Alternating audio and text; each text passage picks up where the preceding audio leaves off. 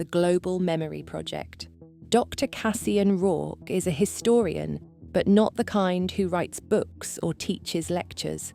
He works for the Global Memory Project, GMP, an elite government-backed corporation that has perfected the art of extracting and reliving memories from ancient DNA. The GMP sells history to the ultra-wealthy, allowing them to experience Da Vinci's first sketches of the flying machine, Marie Curie's moment of discovery, or Shakespeare's creative process, all through neural link immersion pods. Cassian, a recluse obsessed with history, is not one of the privileged clients. He is a decoder, one of the few people skilled enough to analyze and curate these memories for sale. He spends his days in a dimly lit, cyberpunk-style lab, extracting and organizing memories from figures like Napoleon, Tesla, Newton, and Cleopatra.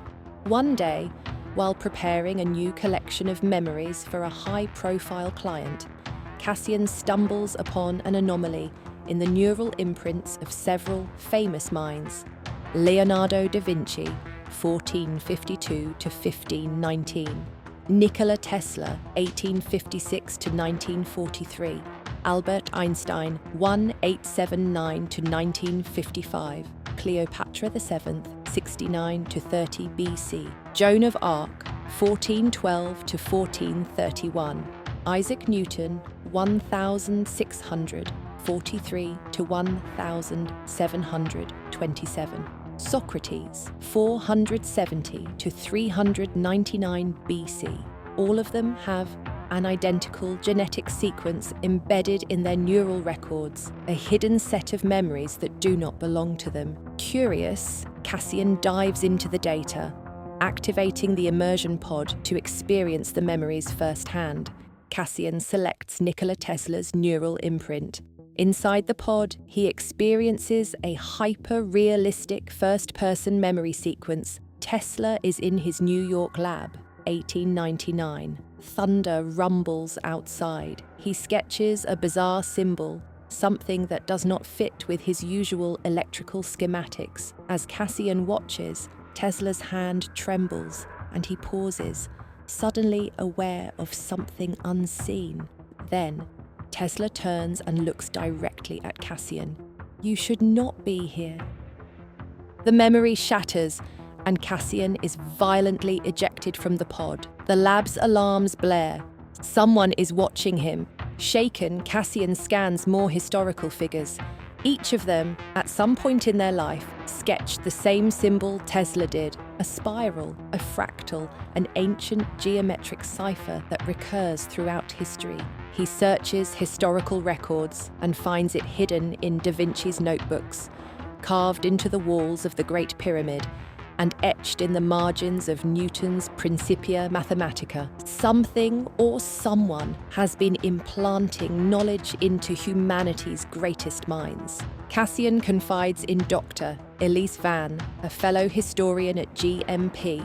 At first, she dismisses his paranoia until she, too, investigates the data. Then, Elise vanishes. Her files are wiped from the GMP system. Her apartment is cleared out overnight. It's as if she never existed. Cassian is now certain these memories belong to something else. Someone is eliminating those who get too close to the truth. As he sits in his lab, the lights flicker.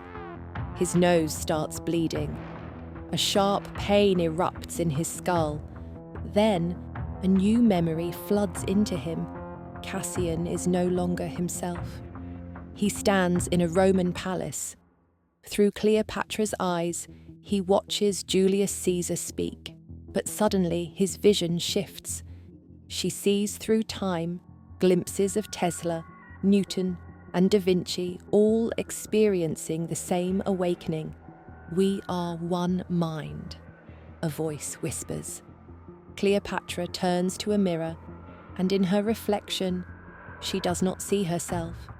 She sees Cassian. The memory collapses, and Cassian gasps back into reality, clutching his skull. The intelligence is waking up inside him. The intelligence is not a parasite. It is a guiding force. It has lived through history, embedding itself in humanity's greatest minds, gently nudging progress forward.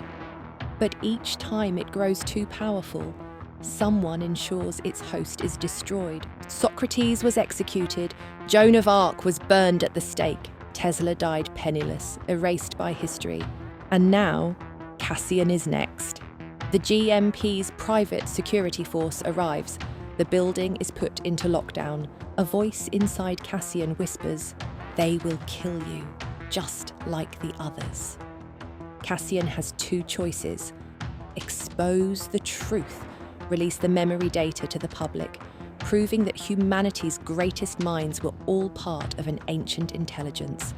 But doing so will trigger a purge, wiping out everyone who knows, including himself. Or surrender to the intelligence, become the next vessel, the next great mind. But he will lose his identity. His life will no longer be his own. The screen shows Cassian staring at the upload terminal, his hands shaking. Then, a gunshot. Security bursts in. The memory uplink is in progress. The lead enforcer approaches the terminal, but instead of a data file, he sees, "Hello." Cassian turns to face them, but his eyes are different now. A new intelligence has fully awakened.